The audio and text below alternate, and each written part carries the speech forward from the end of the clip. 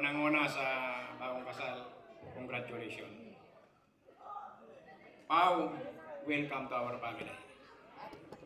Unang-una, nagpasalamat ako sa Panginoon dahil binigyan ako ng 3 matatalinong anak at mababait.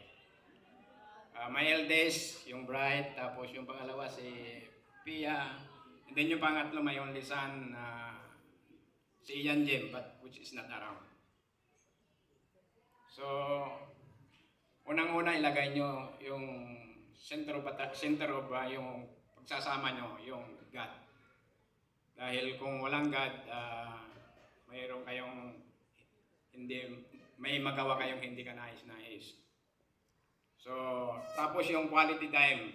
Dapat kung ano man ang sa trabaho, kung medyo engrossed kayo busy kayo sa trabaho, tapos mayroon kayong stress, tapos dinadala sa pamilya, tapos maririnig ng mga anak nyo, magkaroon kayo ng animosity or stress, so maapektuhan yung pagsasama ninyo.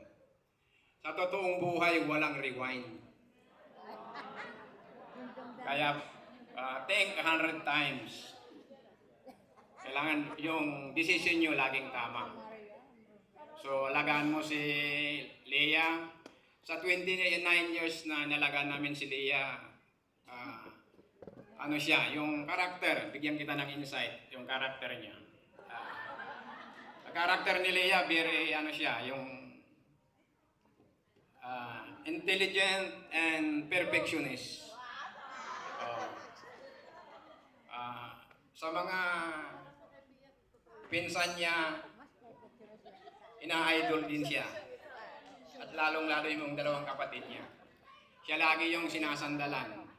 Kaya yung leadership niya siguro medyo mataas ng konti, pero yung respeto sa asawa, nandyan pa rin.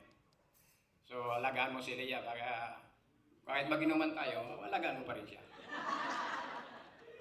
Okay? That's all. Palakpakan po natin the father of the bride. Thank you so much, sir. Yan, dyan na po kayo, Sir Ernesto. Leah, Pau, congratulations. Kunti lang sasabihin ko sa inyo, ang wish ko lang maging lola na. That's all. Alright. Si Pia na lang ang dudugtong sa mga sasabihin namin.